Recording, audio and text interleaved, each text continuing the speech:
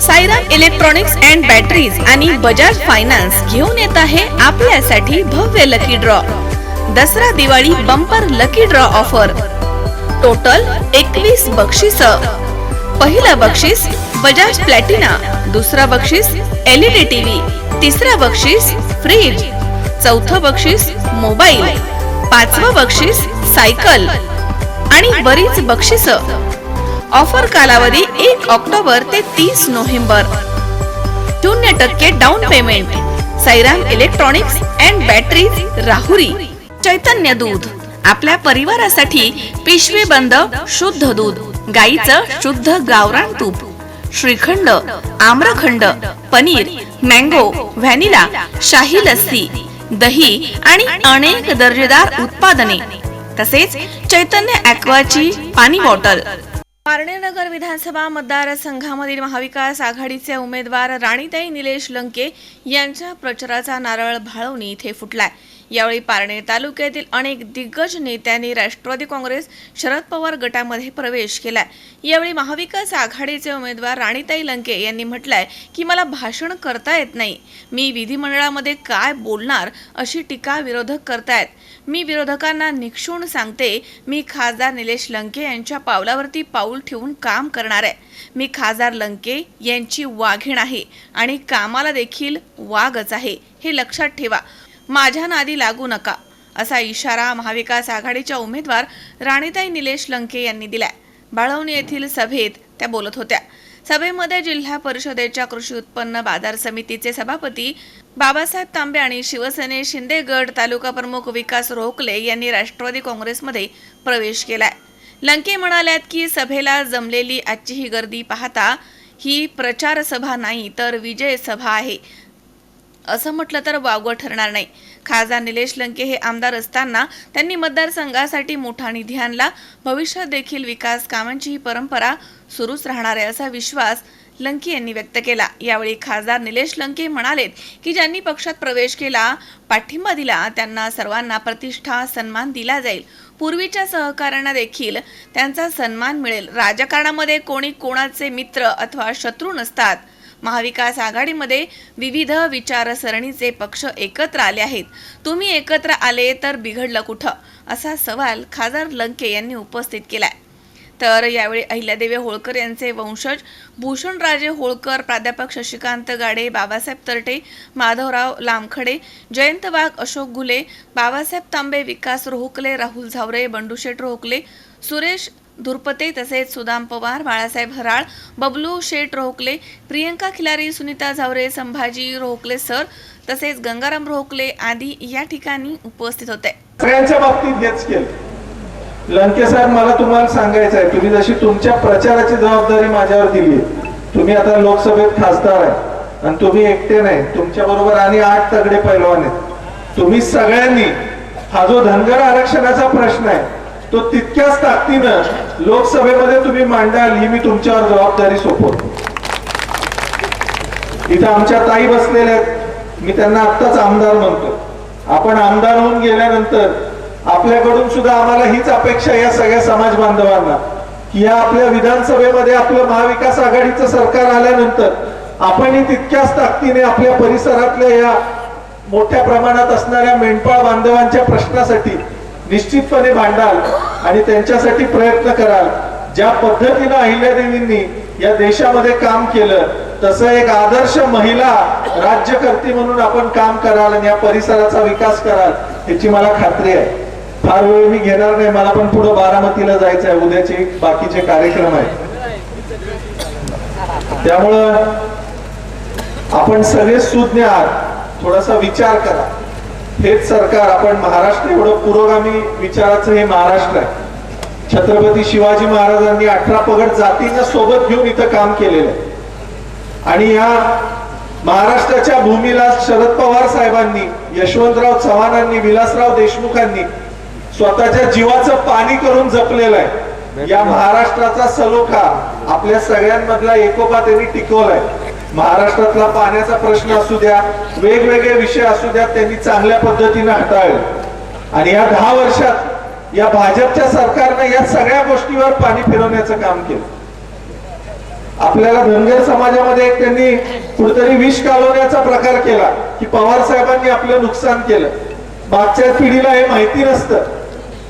तुम्ही जर त्याचा थोडासा सखोल अभ्यास केला तर तुमच्या लक्षात येईल की अनेक आमदार अनेक मंत्री पवार साहेबांनी आपल्याला या महाराष्ट्रामध्ये दिलेले आहेत. या निवडणुकीमध्ये सुद्धा महाविकास आघाडीनं 6 चेहरे आपल्याला धनगर समाजातले दिलेले. मग शरद पवार साहेबांची भूमिका हीच असते की समाजातल्या प्रत्येक घटकाला, मग तो दलित असू द्या, आदिवासी असू द्या, उपेक्षित असू द्या, कोणी असू द्या, प्रत्येकाला संधी दिली गेली पाहिजे, प्रत्येकाचे प्रश्न मार्गी लावले गेले पाहिजेत आणि प्रत्येकाचं प्रतिनिधित्व झालं पाहिजे. आणि ह्या विचाराचा महाराष्ट्र जर आपल्याला टिकवायचा असेल तर या निवडणुकीमध्ये आपल्याला जबाबदारीनं आदरणीय पवार साहेबांचे हात बळकट केले पाहिजेत, उद्धव ठाकरे साहेबांचे हात बळकट केले पाहिजेत, राहुल गांधींचे हात बळकट केले पाहिजेत. मी स्वतः आता आजच्या गोडाशा कार्यक्रमाच्या निमित्ताने 224 विधानसभा मतदारसंघाच्या आजच्या विशेष करून ढवळपुरी घाटाच्या या प्रचाराच्या निमित्ताने आणि विशेष करून आजची जाहीर सभा झाली की या सभेमध्ये आमचे ज्येष्ठ मार्गदर्शक, आमच्या तालुक्याचं भूषण, म्हणजे खऱ्या अर्थाने ज्यांनी जिल्हा परिषदेमध्ये पशुसंवर्धन या खात्यामध्ये चांगल्या प्रकारचं काम केलेले आमचे विश्वासू सहकारी बाबासाहेब तांबे यांनी आज आम्हाला भरभरून असं सर्व कार्यकर्त्यांच्या समवेत राणीताईंच्याबद्दल एक चांगल्या प्रकारचा निर्धार व्यक्त करून एक जाहीर प्रवेश केलेला आहे. खरंच आनंदाची गोष्ट. त्याचबरोबर आमचा दुसरा युवक सहकारी जिवलग मित्र तालुका शिवसेना एकनाथ शिंदे गटाचे तालुका प्रमुख बंडूशेठ रोखले यांनी या कार्यक्रमास म्हणजे सर्वानुमते सर्व कार्यकर्त्यांच्या समेत पाठिंबा दिला.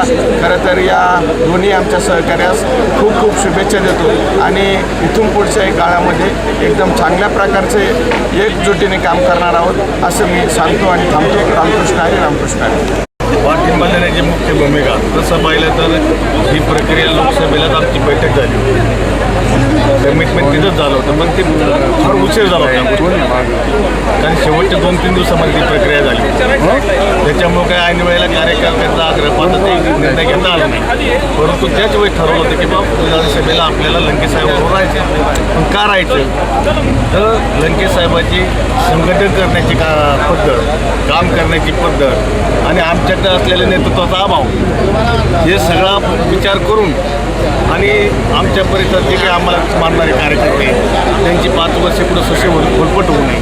विकासाच्या प्रवाहामध्ये आपण सगळ्यांनी बरोबर राहिलं पाहिजे आणि सर्वांगीण गावचा विकास होण्याच्या दृष्टीने आम्ही लंके साहेबांबरोबर जाण्याचा निर्णय घेतला. राणीताई पूर्ण मतदारसंघात सर्वाधिक मताधिकारी ढवळपुरी गटामध्ये राहील जिल्हा परिषदेत. कारण तुम्ही पहा ढवळपुरी जिल्हा परिषदेमधले सर्व गावांचा जर अभ्यास केला, लेकसळपासून गोरेगावपासून पाडळी, हिवरे, काळकोप, माळकोप, डफाळवणी, जामगाव, लोणी, दैत्यबुंदा, वडगाव, आंबली, वानगाव, ढवळपुरीच्या सगळ्या वाड्या, वळशी, वनकोटा या सगळ्या गावात तुम्ही जा.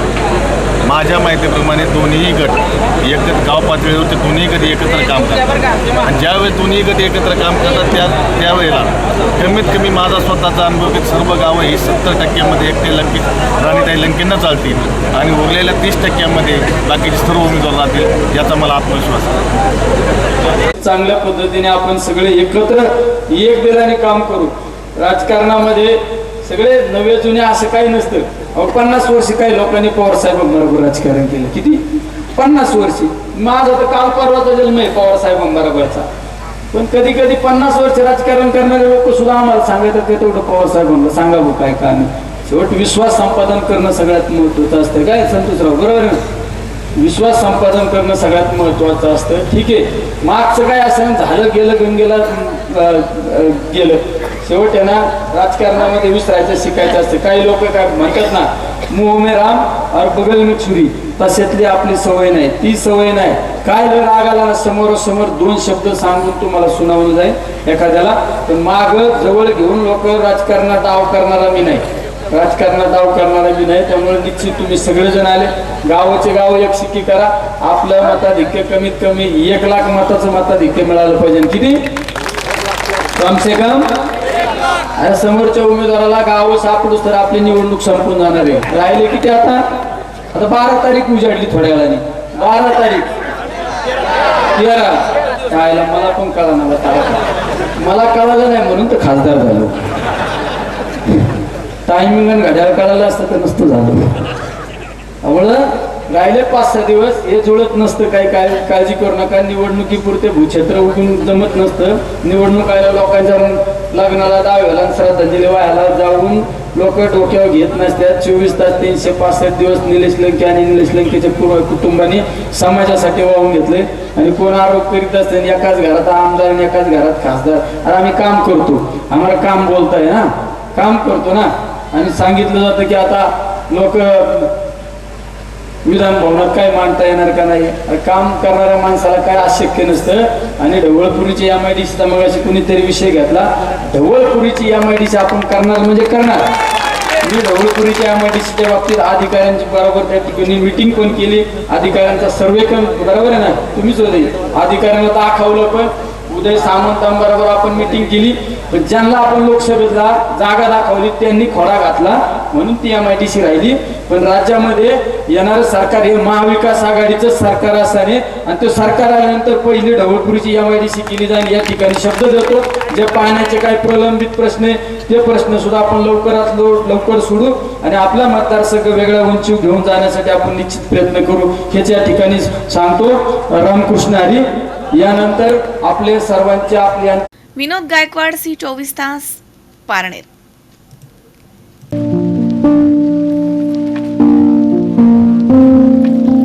तुम्हाला जर इतरांपेक्षा वेगळं फर्निचर करायचं असेल किंवा त्यातही प्युअर सागवानीच हवं असेल तर तुम्हाला एक नाव सुचवतो. कोणतं? पित्रोडा फर्निचर, जिथं प्युअर सागवानी लाकडामध्ये देवघर, dining set, teapoy, office chair तसंच कपाट, bed, sofa set, computer table आणि इतरही फर्निचर उपलब्ध. तसंच बजाज फायनान्स वर फर्निचर उपलब्ध. Pitroda furniture, new Tilak road, Ahmednagar.